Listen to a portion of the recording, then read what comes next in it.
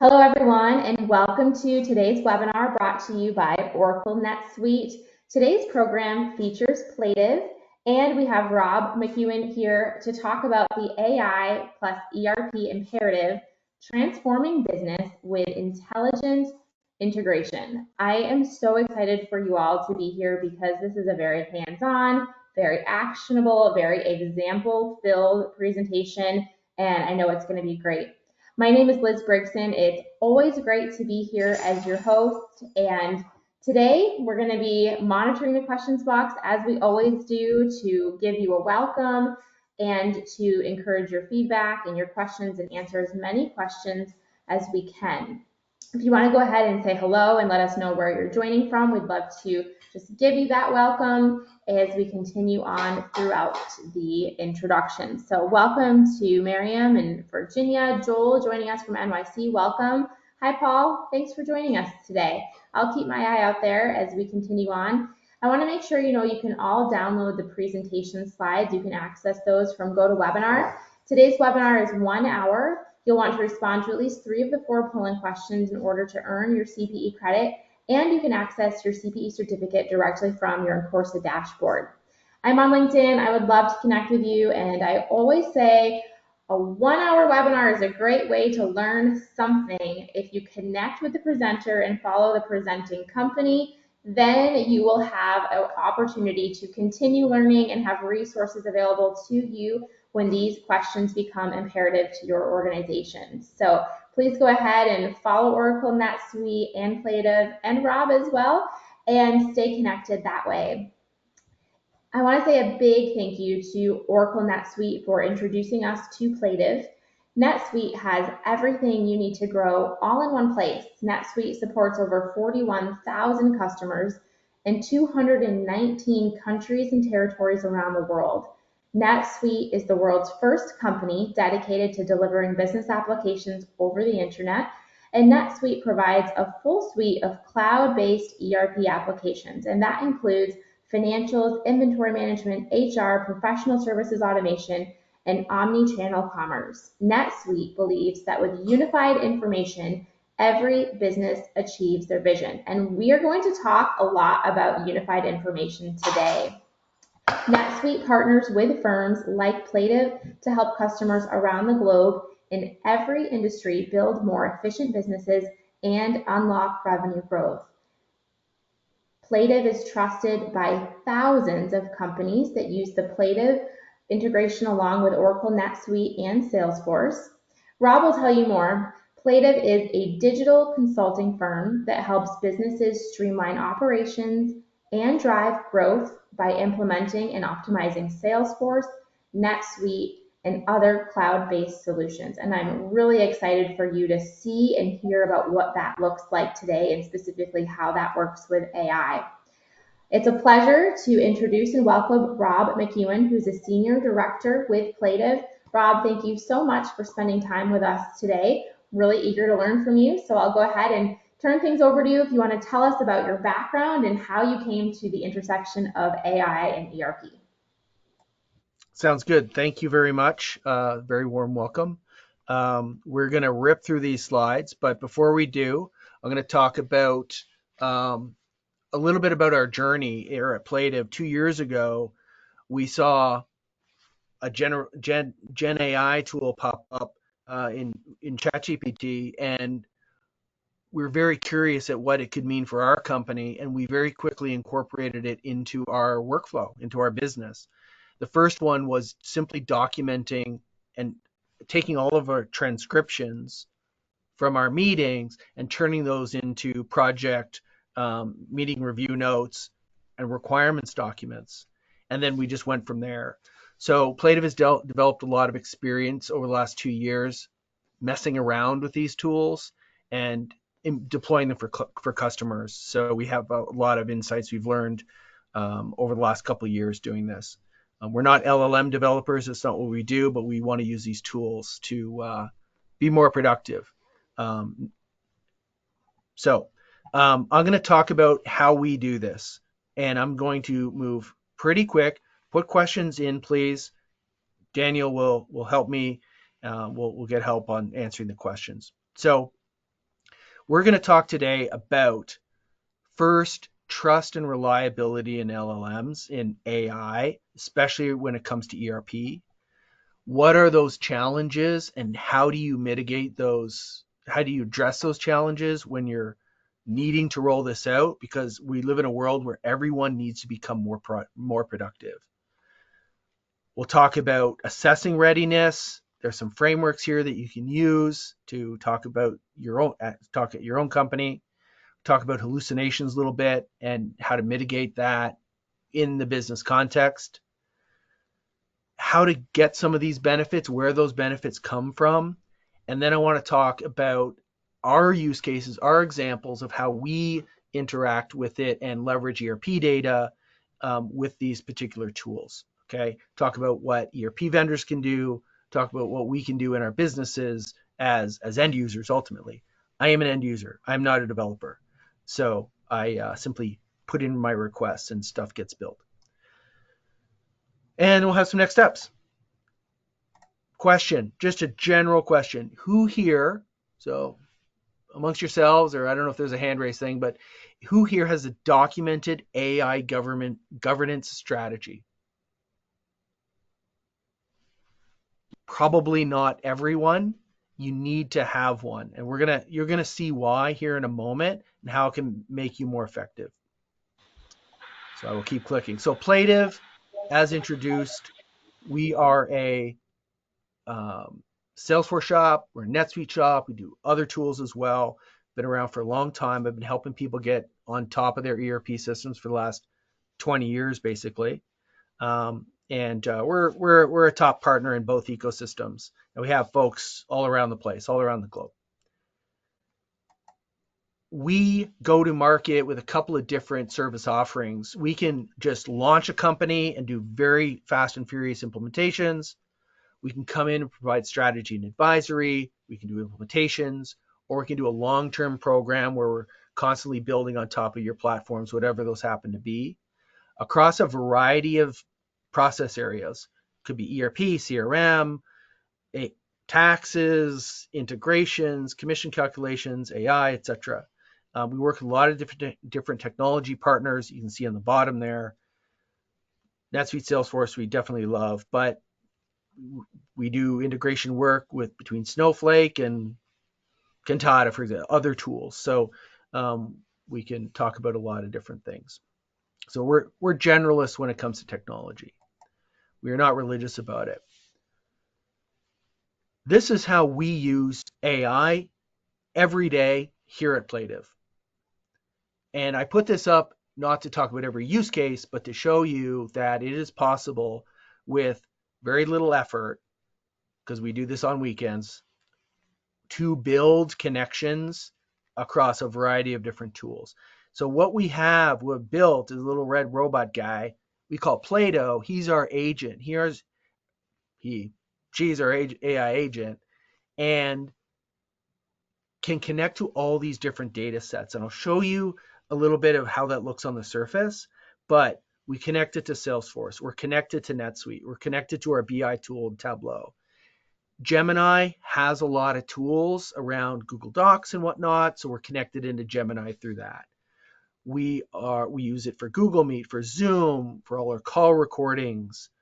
We use it internally. We're a Slack organization. We use Slack as opposed to Teams or something, but this can work in Teams. It summarizes Slack channels and surfaces that data. We obviously use it for deep research. Gemini is really good at that. I use it every day. We use it in our Jira, our Confluence. We do code reviews automatically using our agent.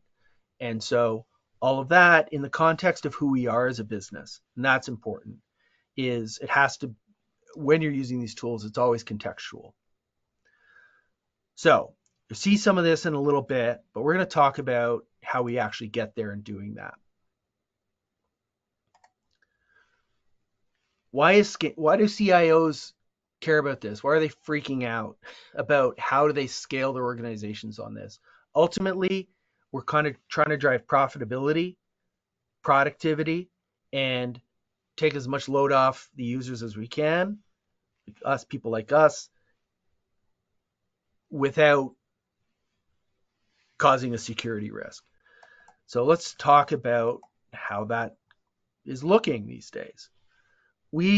As we go through this revolution, it's kind of, I was around when I got my first email address.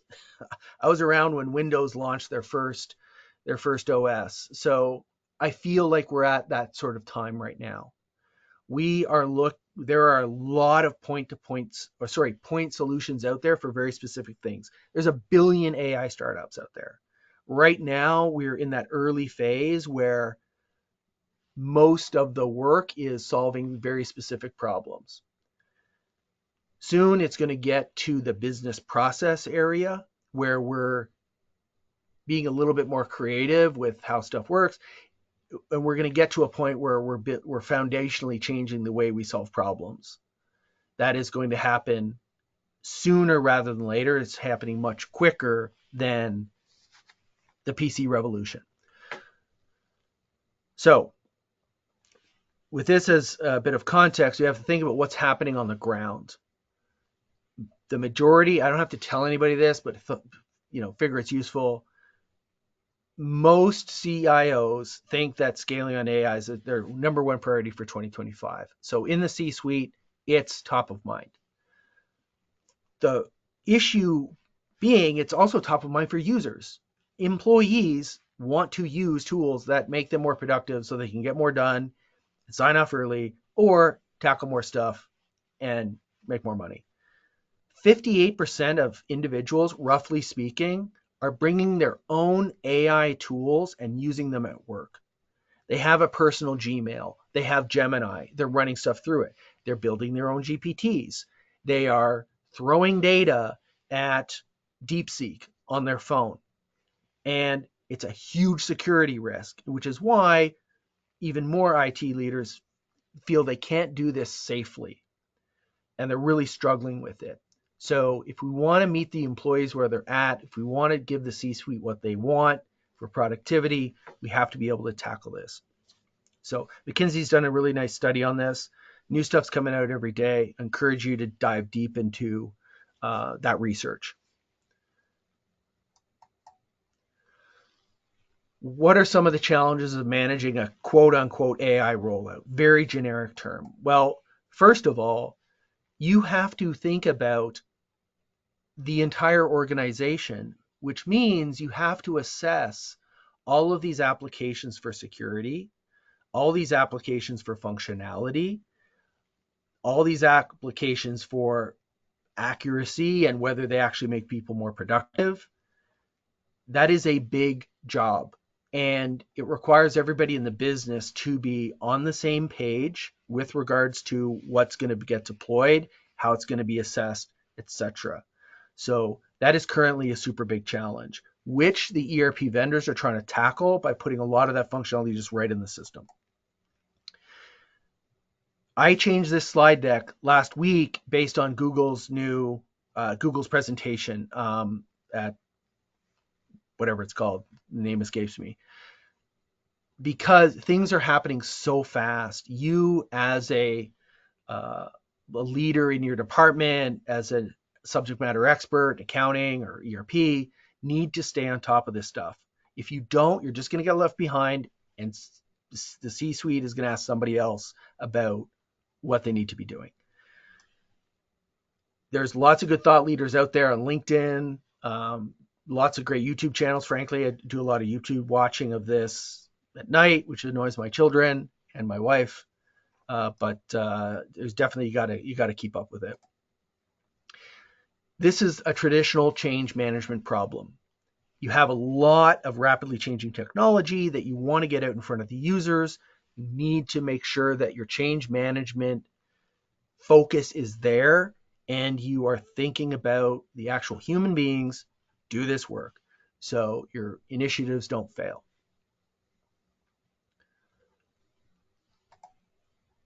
So we want to ask a polling question here.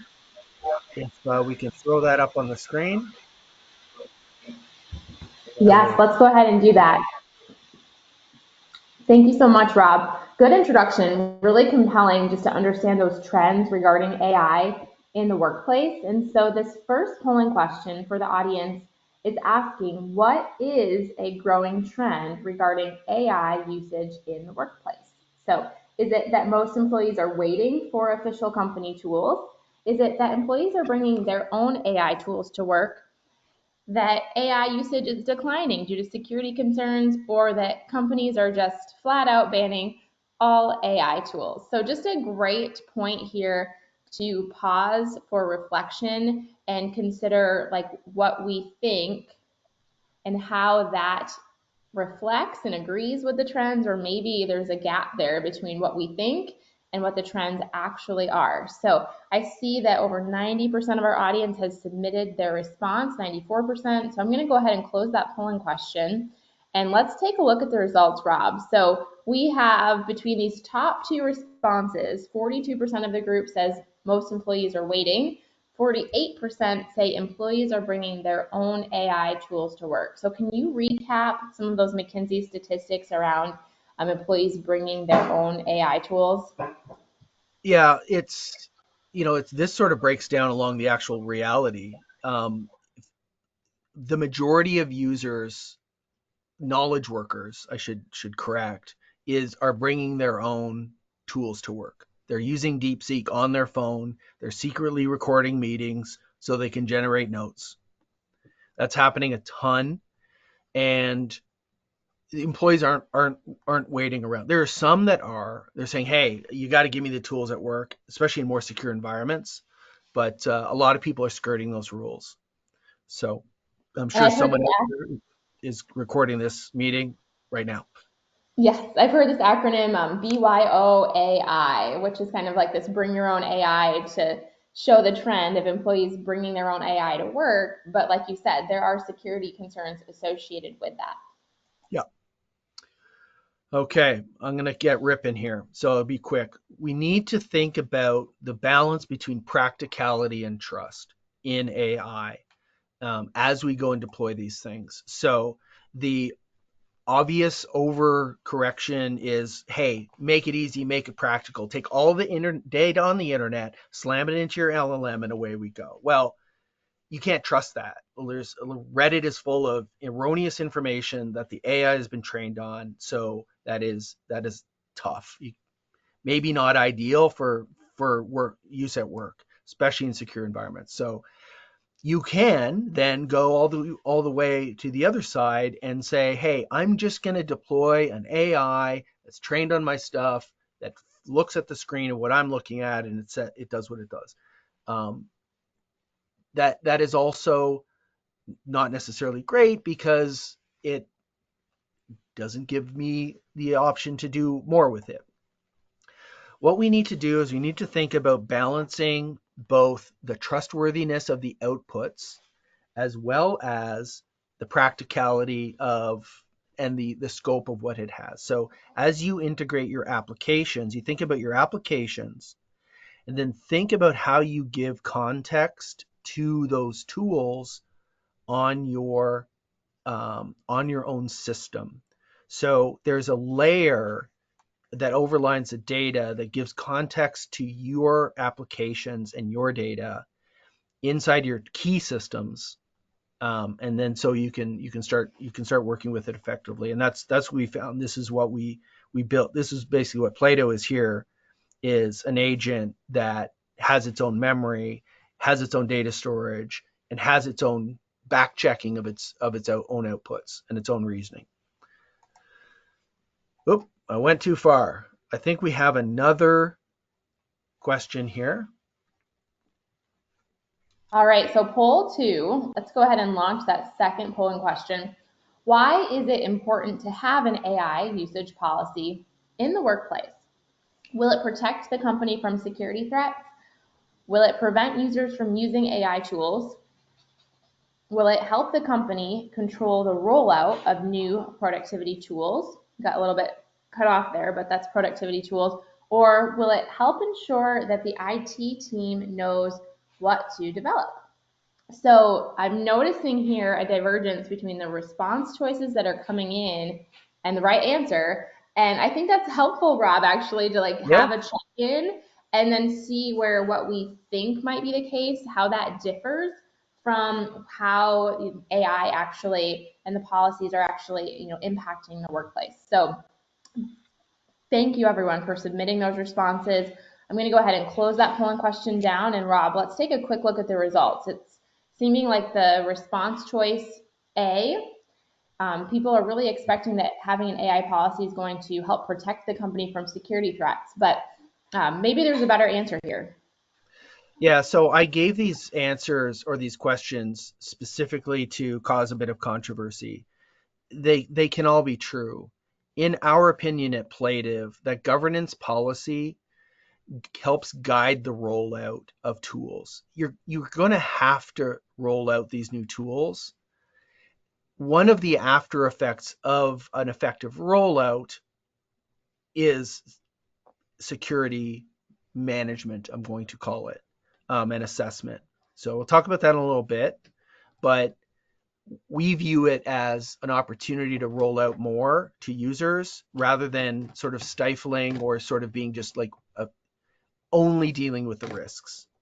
Got to balance the risks and the benefits. So I love that everybody had an opinion there, and it doesn't matter to me whether the question was right or wrong, but it gives us something to think about.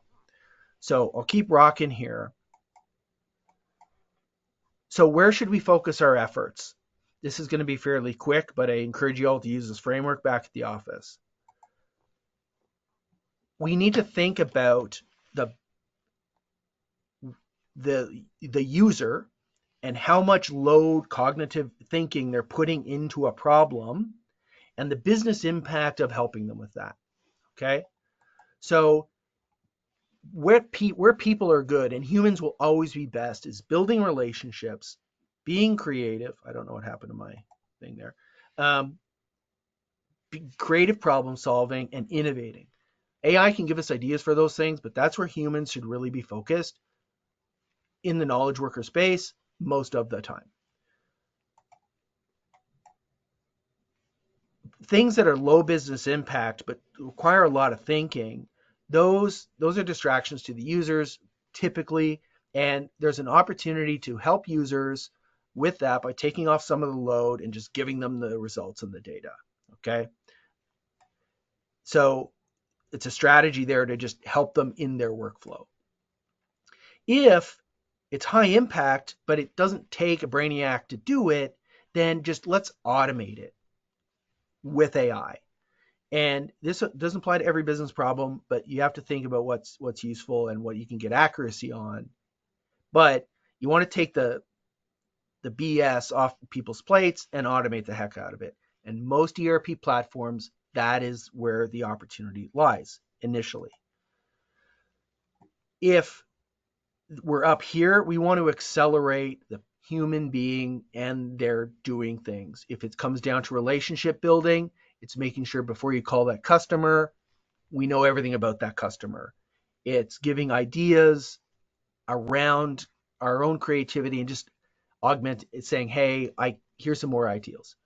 So that's the way we think about this in ERP, whether we're building a side-along application to help a user in a moment, whether we're just automating the drudgery, or really helping accelerate the human factor and making people more productive. We think about this through a series of steps. We call it the stairway to success here on AI. So you got to become aware. Then there's sort of a minimal use of stuff in the office where people are using it. There's when you're starting to emerge and you're starting to see some really good use cases in the company flourish and get people excited. Now, when we're in practicing mode, these tools have been deployed. You're training people on them. When new people come on board, you say, hey, this is what we do in these use cases with these particular tools. Then we're starting to cook. Now you're looking back at your business processes and optimizing and ensuring that there's a roadmap for where AI can be used, where it cannot be used in the process. And then when you're a leader in this space by you taking the tools that are out there and optimizing them and customizing them for yourself on your data. Again, that's where ERP comes in, because ERP and CRM systems have a ton of data that we can start to leverage. That is your context. But let's take it a little bit of a step back. Why does AI hallucinate? Because ERP vendors have a ton of data that they can use to train models. So the nice thing is with ERP systems is that those vendors like a NetSuite, they have all that data in the cloud, anonymized data for their customer base that they can then train models with that is more specific than just all the poems on the internet. So an example is the question that you might ask, hey, what does the James Webb Telescope do? Great. And the AI agent comes back and gives you an answer. It's based on everything that's been written out there on the internet with that context. But in this case, it's not necessarily a complete understanding because there's lots of documents out there that talks about telescopes and NASA, etc. And you might not have asked the right question. So this is critical, absolutely critical when you're rolling out new tools for your users on your platform, is the lack of context that that data has if you run it through any old LLM. You can pass it to OpenAI API, you can pass it to Anthropic, whatever. If you don't give it context, you're not going to get a good answer. So you need to provide standardized prompts for users to select from.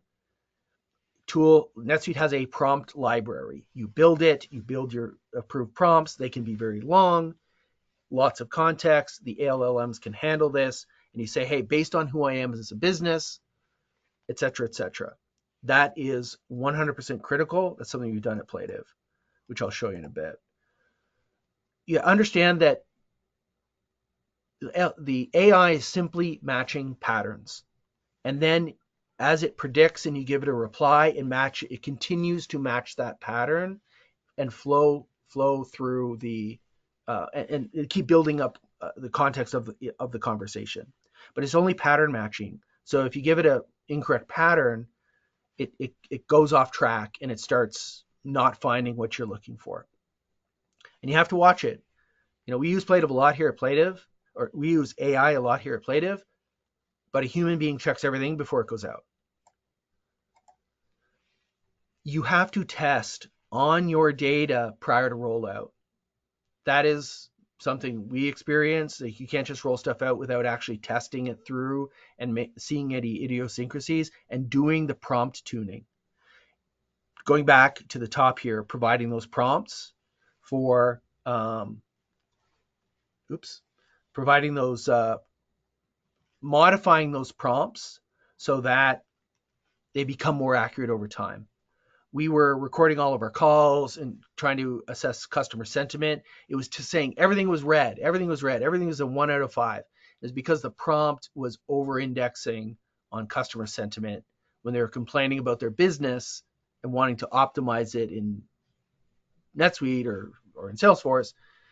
They weren't complaining about us. So we had to tune the prompt so it knew to differentiate those two things. So you've got to set some boundaries, though, for how you roll this out. And the way you do that is define clear prompts and use cases, enable your users, educate users on what data is being used, build communities around that so that people can provide feedback and ideas on how to grow it. So we have Slack channels for the different AI use cases that people participate in. Gather their feedback, survey the users, keep training them. You got to monitor security as well, and really support the end users during go live when you're rolling this stuff out, and course correct on especially the context that you're giving it, and then stay up to date to understand where things are going, where there's concerns that you should maybe avoid for your particular business, and away we go.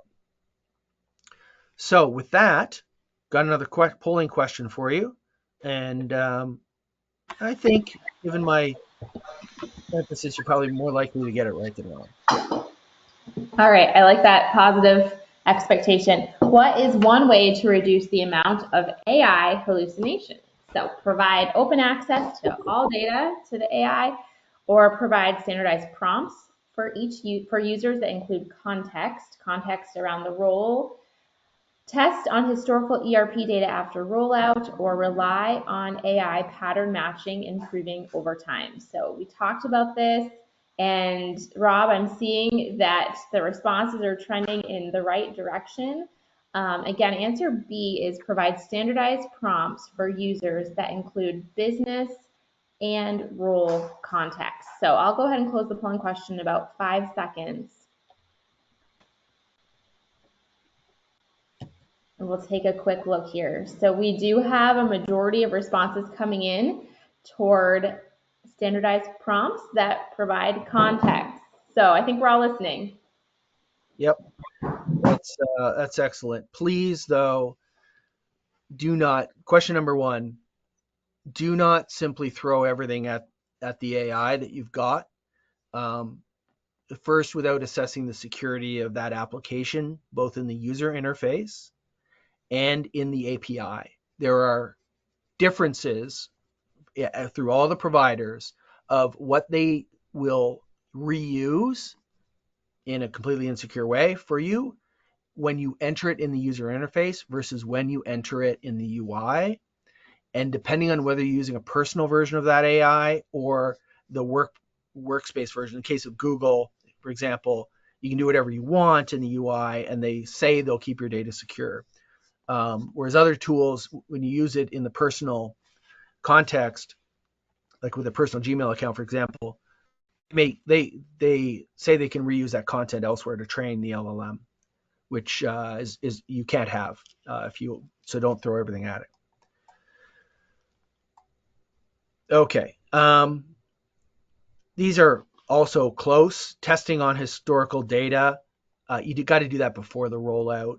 And AI is always improving. Like the AI, the LLMs are improving over time, but we can't count on that to keep us on target with our data.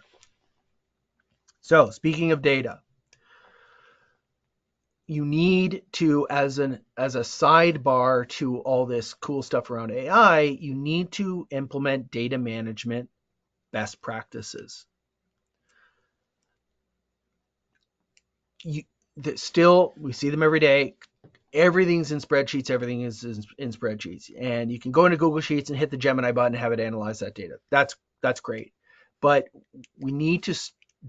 AI needs data.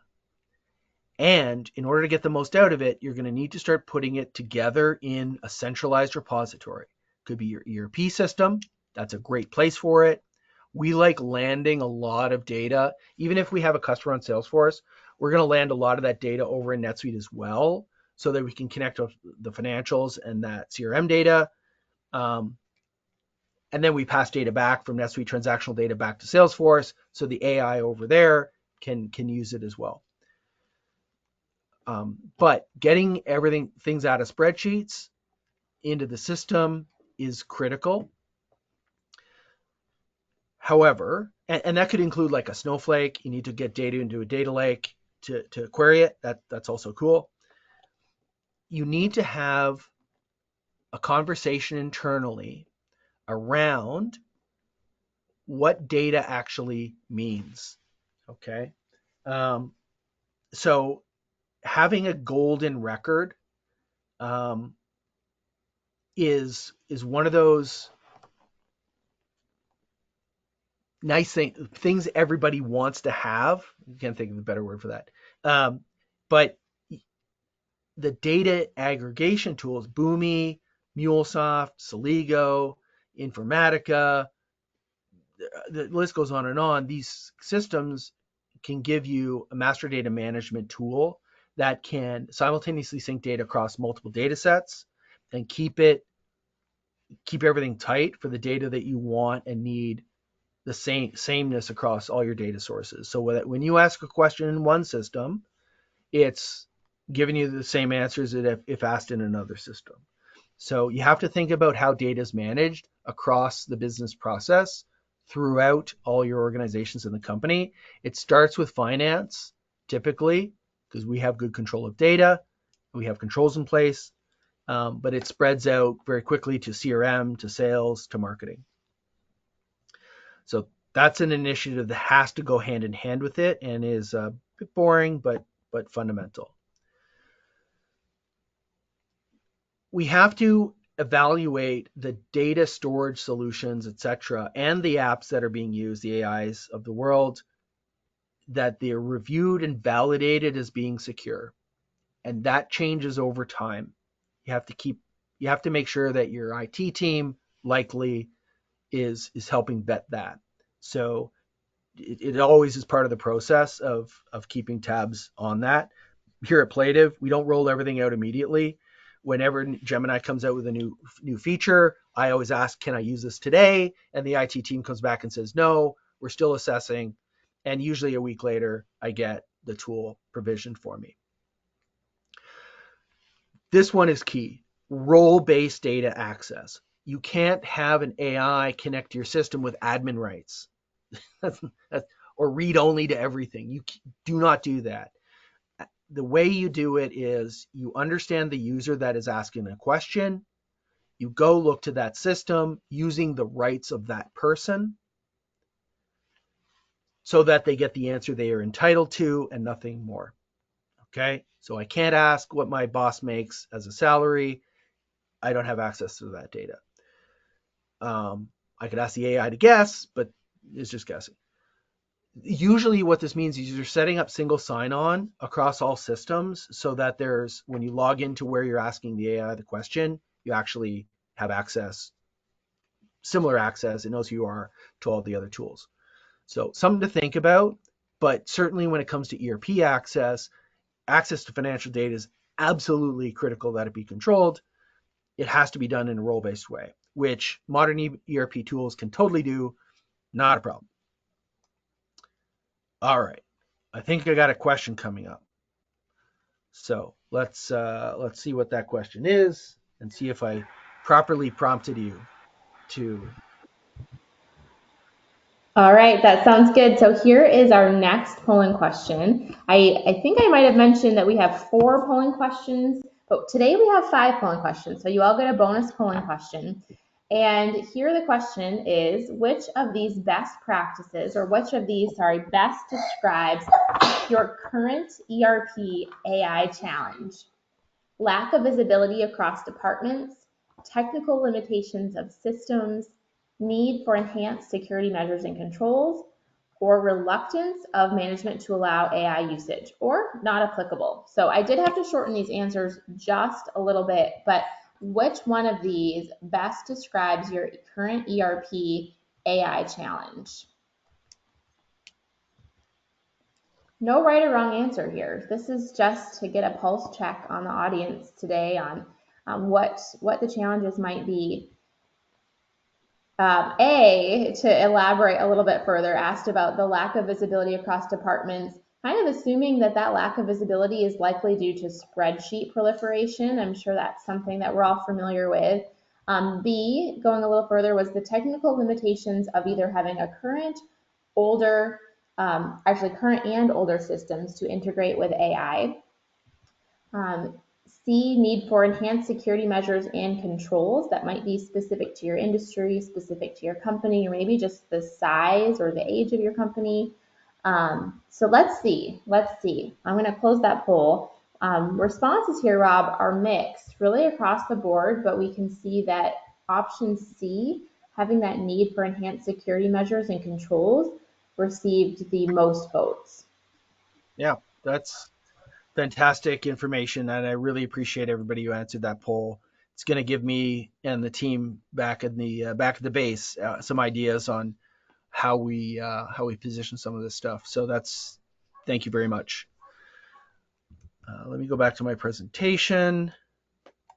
Here we go, and we'll bombard you with a little bit more information. So let's talk about risks and this says migration, but this should say mitigation. So that's my fault. I didn't have AI help me write this slide. One risk with AI, with LLMs, is bias.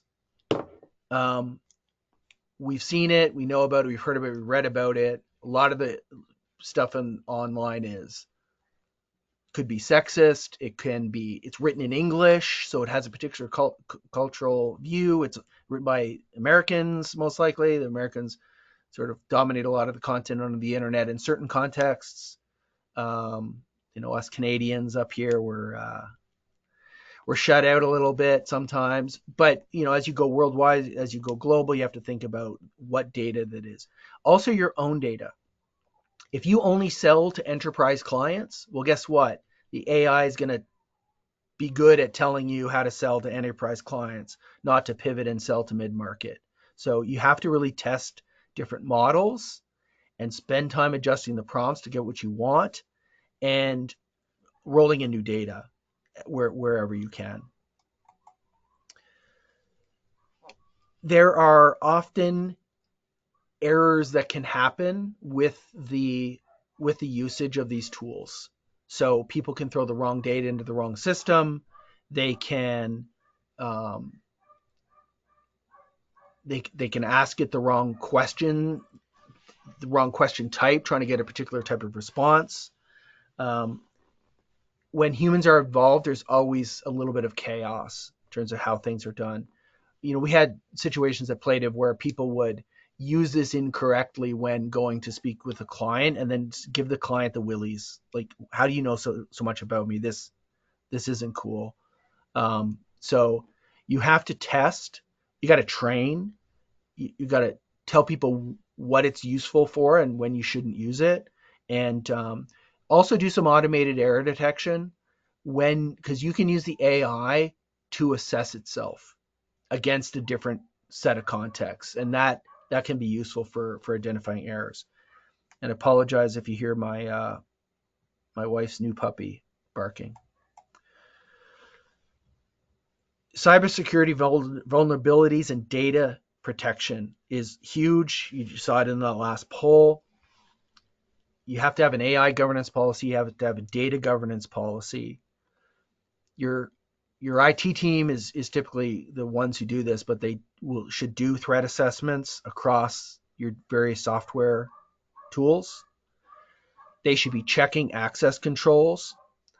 We had an incident the other day where we had an employee join and then get access to the Plative leadership information and data. It turned out to be a problem in a script somewhere, but we quickly fixed that. But it was nice because IT was checking and they said, hey, I just saw this person go to the leadership channel or get access to it. Is that correct? The answer was no. And so we did that. So that's important to keep on top of. And constantly doing vendor assessments. Vendors are changing their terms of service every other week now and expecting you to understand what they're saying. So you got to take some time and understand if someday one of these AI vendors is going to change its terms of service to use data differently than they do today. It's like 23andMe. If you ever did a cheek swab and sent your DNA in over them, you're pretty worried right now because they're going to sell the company and all the company data. Okay. There can be costly implications when machines hallucinate. When they do, people can make decisions or do things based on the wrong information. And that can cause employees to put themselves in a pickle where they get fired or where if they put a customer's data at risk or et cetera, et cetera. They configure something wrong for a client. They deploy the wrong code. If there's not human oversight of what goes out the door, you're setting yourself up for a lawsuit or loss of a job. So you should have an incident response plan for when these things happen. You should have a comma in here, and you have to have human oversight of what's going out the door. Check everything. Just give it a quick scan, read everything, make sure it's accurate. So hopefully that gives you some ideas of what to think about and how to mitigate these things. Let's talk about ERP a little bit more specifically. and what is the different types of AI tools that vendors are talking about that are in there. So I apologize, the conversion to PowerPoint made this small, but technology. So machine learning has been around forever. Um, they When you throw data at a system, you can have supervised or unsupervised machine learning. The ERPs have had this for a long, long time. NetSuite machine learning, as an example, is used in demand planning. So when you're seeing demand over time, you're constantly throwing that data back at the machine. It's learning about the predictive nature of it and being able to forecast for it. So that's just an example. Oracle, under the hood, has machine learning that you can use for your ERP system and do a bespoke machine learning deployment. So that's been around for a long time, but is still called AI by ERP. So then there's natural language processing um, that the tools can do using Gen AI, which we've been talking about a little bit more. So my example in NetSuite, because that's who I am, that's what I know.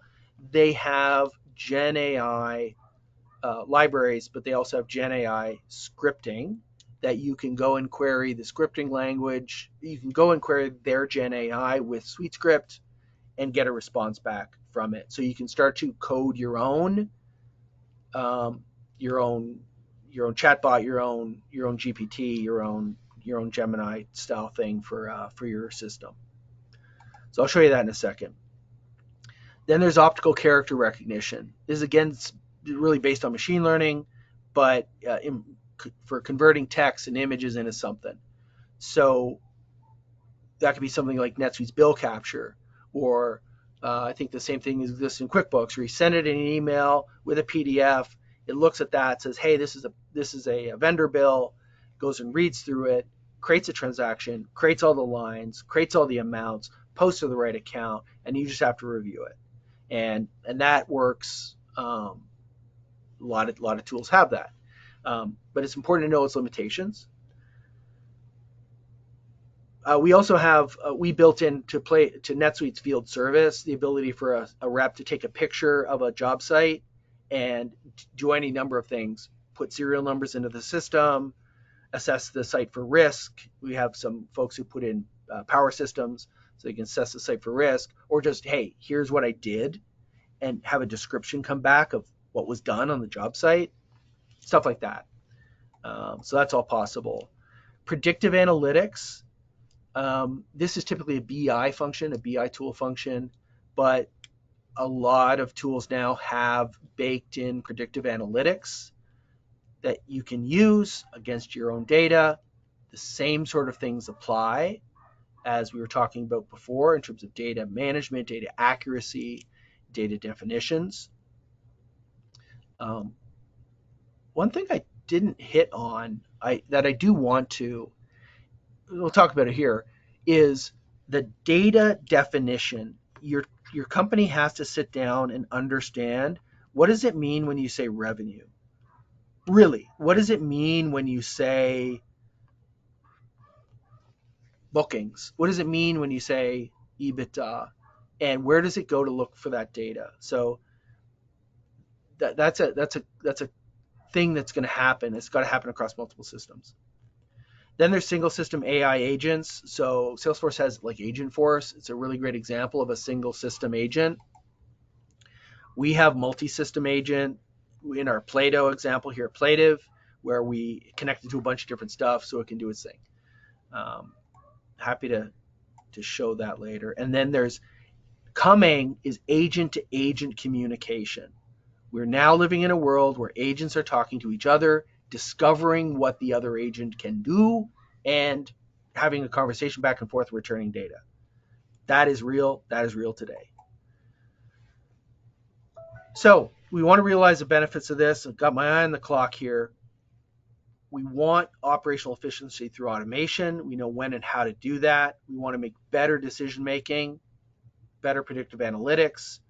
We want to improve our competitive advantage by continuing to innovate, having our companies innovate for your use cases on those platforms, not just using it for any sort of random piece of work. You do want to improve productivity. One of my problems with AI, humans are still working 60-hour work weeks or 40-hour work weeks. The AI is making us more productive. We're producing more documentation, better documentation, more work, and who benefits is the business. So you really want to be an investor rather than an employee at this point. That's my personal opinion. You just got it. But what this unlocks when you do all this stuff is real AI that works for the user inside their workflow.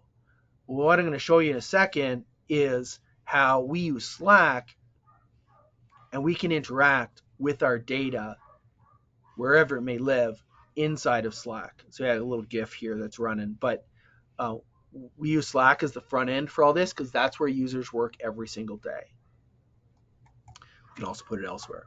So other things to think about: data privacy and GDPR. If you use customer data and they say, I want you to remove my data, you've got to also be able to remove it from their AI.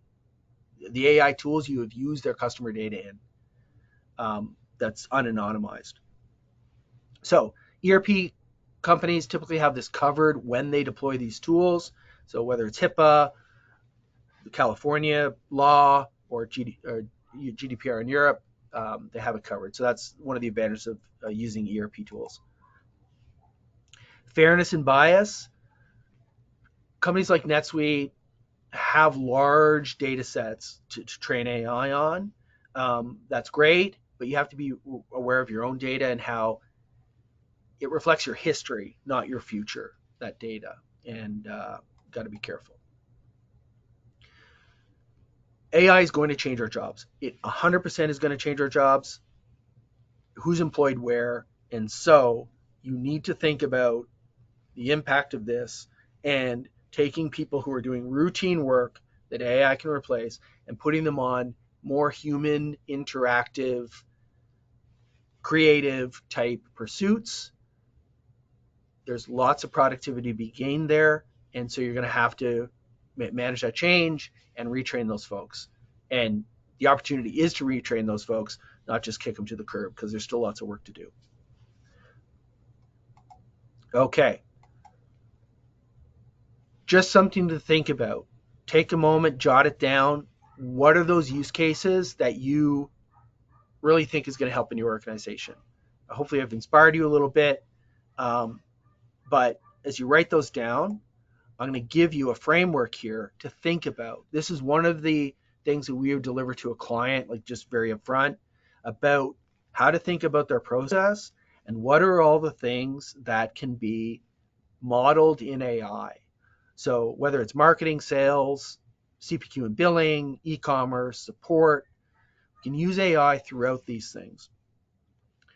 Building on the foundational tools of the tools, SuiteScript, prompt library, predictive analytics, our data lake, our integration maps that we do between all our different systems with our iPaaS, and using some of the vendors' tools for analytics. Feel free to copy this idea. Feel free to steal this if need be. This is not proprietary by any stretch. We have a lot of these frameworks for many different industries that we like to pull out of the vault. As you're doing this, focus on the end user. So embed the AI into their process, not tell them to go through another thing. Utilize AI to enhance their experience, make them a little quicker, make their stuff a little bit more polished. This is particularly useful for people whose English is second language. With AI, they can do their work and they can have the AI correct, modify, scrub up the language, and they can focus on the ideas. We've really had success with using that with our team in India. They speak fantastic English, but just this little bit sort of push them over the edge, and the stuff we get back as we're working back and forth as we collaborate is a lot more polished, which is really cool.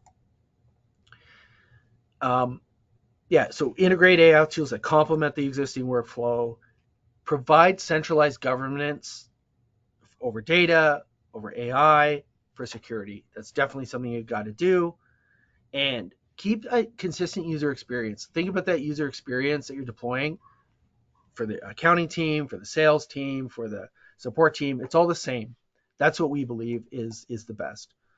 An example here, very quickly, is some things that NetSuite is doing.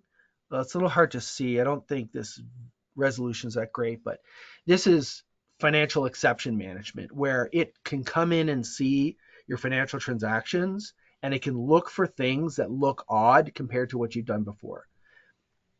Very easy. You can come in, hey, I reviewed this transaction, I resolved this transaction, nothing needs to happen here, it was totally fine, but I can just highlight exceptions, which is pretty neat. So this is just one example of a baked-in ERP function that you can use. I will try to get out of this. There we go. Okay. We have a bunch of accelerators that we use for our purpose. I'm just using NetSuite as an example here. This could be for any ERP. One is we baked in the chatbot right into NetSuite, so you can just talk to your NetSuite data inside of NetSuite. We allow for asking NetSuite. You can ask questions of NetSuite from Slack. It's a very easy thing to set up. And then we have the ability to ask questions of NetSuite from Salesforce without having the data in Salesforce. So you can go and look at invoices and click through and see them based on your permissions. So that's fairly interesting. This video shows us using Slack here saying, hey, NetSuite. And what we're doing here is we're providing prescriptive buttons for users to interact. Let me just pause it. Let me go back one sec. Right there. So you can see here, ask Plative, that'll ask Confluence, ask Salesforce, ask NetSuite, ask Tableau. If you want to ask a specific question, you hit the button, like of a specific data set. If you want to ask a general question, our agent will interpret the question, so show its reasoning about where it thinks it should go look for that data. And then it'll go find it. Okay, so that's why we do that. So you can ask the button if you know where you want to look, or you can just type a question and it'll do it. So in this case, it shows the inner monologue, it shows its reasoning, shows the answer, etc., etc. And in this case, produce a little chart because it's kind of cool for a demo. And this is just based on a demo set data, and it is doing things that you can then continue to ask questions of the data. So we're doing it threaded here. Away we go. We're asking about churn. It's going to come back to an answer based on the context of what it's already got. Okay, so that was one example. We can also ask NetSuite and just type in a specific customer name, and it will go search, as you'll see here in a second, multiple data points. You'll see the little icons appear under. So it asked NetSuite, it asked Apollo, it asked the web, it asked LinkedIn about what this company is doing. And then Greg said, hey, does this account have any extending invoices? Boom. Yes, it does. It knows where to go to look for those things. So this is putting the AI right in front of the user where they work every day. Greg is in Slack 100% of his day. So that's where he gets the data. And I got my final question right at the bottom of the or top of the hour here. Here we are. So this is the final polling question. What is the major advantage of using AI agents within a modern ERP platform? So go ahead and let us know what is an advantage that you perceive. This is amazing, Rob. I've never seen anything like this. One, I knew that there were different AI tools out there.